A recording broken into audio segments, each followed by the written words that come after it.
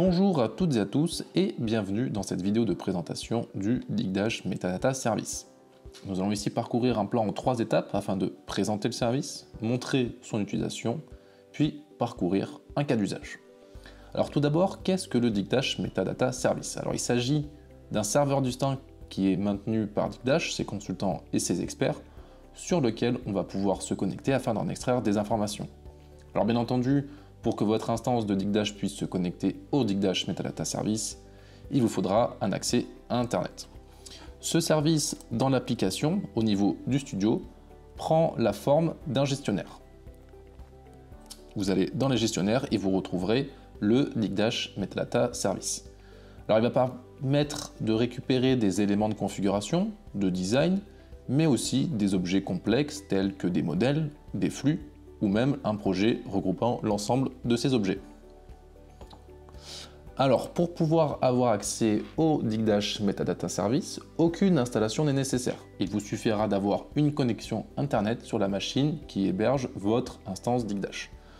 Pour paramétrer cette connexion, il suffit d'aller sur la page d'Admin Console et d'accéder à l'interface de configuration. Alors, il vous faudra au préalable, évidemment, avoir les accès administrateurs pour pouvoir effectuer cette configuration. Une fois que vous êtes sur cette page, vous pouvez aller dans les paramètres serveurs, vous pouvez aller dans les serveurs, puis autres serveurs, et nous allons ici pouvoir configurer l'URL d'accès au Digdash Metadata Service.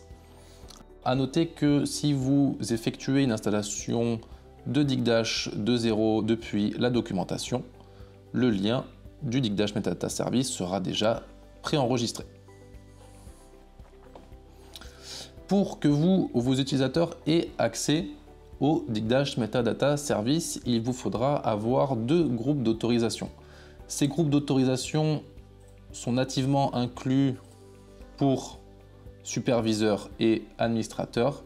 Pour les autres utilisateurs, ils devront avoir les autorisations suivantes: sauvegarder la configuration, qui vous permet d'accéder au gestionnaire, ainsi que l'autorisation télécharger les packages du CMDR afin de pouvoir visualiser les informations qui seront contenues dans le Digdash Metadata Service.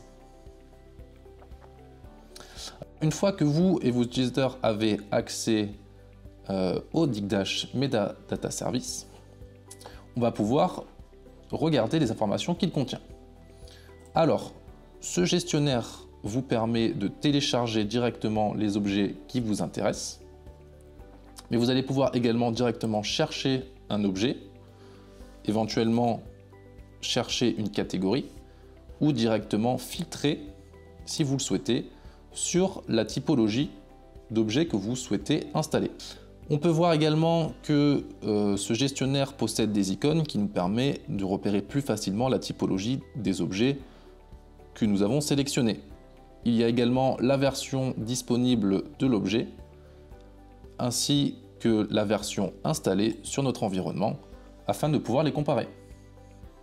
Petite remarque sur le Digdash Metadata Service, c'est que l'ensemble des objets que vous allez télécharger depuis ce gestionnaire seront installés dans le rôle Digdash Metadata Service, qui sera automatiquement créé s'il n'existe pas. Alors assurez-vous que vous ou les utilisateurs non administrateurs aient bien accès à ce rôle pour pouvoir exploiter les données qu'il contient. Alors nous allons retourner sur l'interface du gestionnaire et nous allons sélectionner une carte.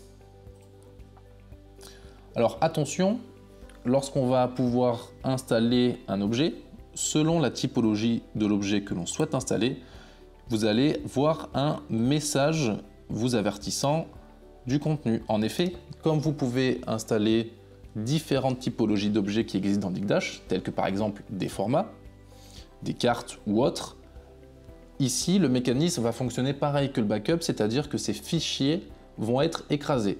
Si par mégarde vous écrasez les formats existants sur votre environnement, vous risquez de perdre de l'information. Alors maintenant que nous savons ce qu'est le Digdash Metadata Service et que nous savons l'utiliser, on va passer à un exemple. Alors ici, nous téléchargeons un projet qui contient une cartographie ainsi qu'un flux est un modèle.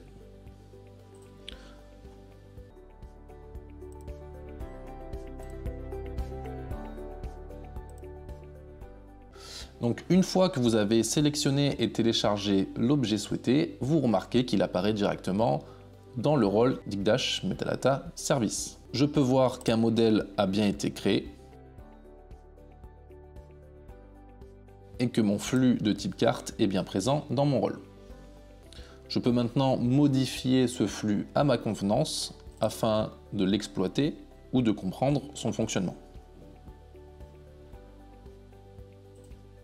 Je peux effectuer les modifications que je souhaite et je remarque bien que le modèle de données sur lequel se base mon flux est bien celui qui a été créé au niveau de mes modèles.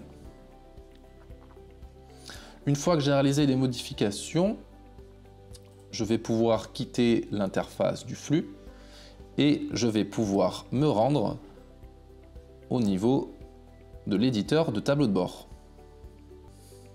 Je peux maintenant, dans le rôle Digdash Metadata Service ou même un autre rôle pour lequel j'aurais partagé les éléments téléchargés depuis ce gestionnaire, afin de les exploiter sur un tableau de bord. Créons ici une nouvelle page.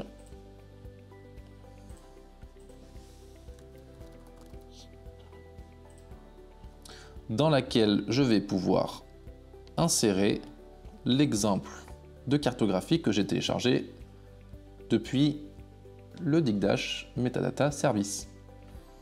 J'ai pu positionner mon flux directement sur ma plage de tableau de bord et je peux maintenant l'utiliser comme un autre flux Digdash.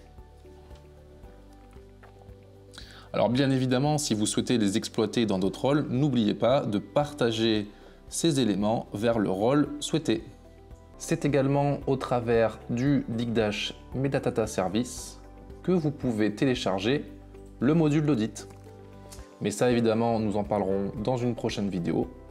Je vous remercie pour votre attention et je vous souhaite une bonne journée. Au revoir.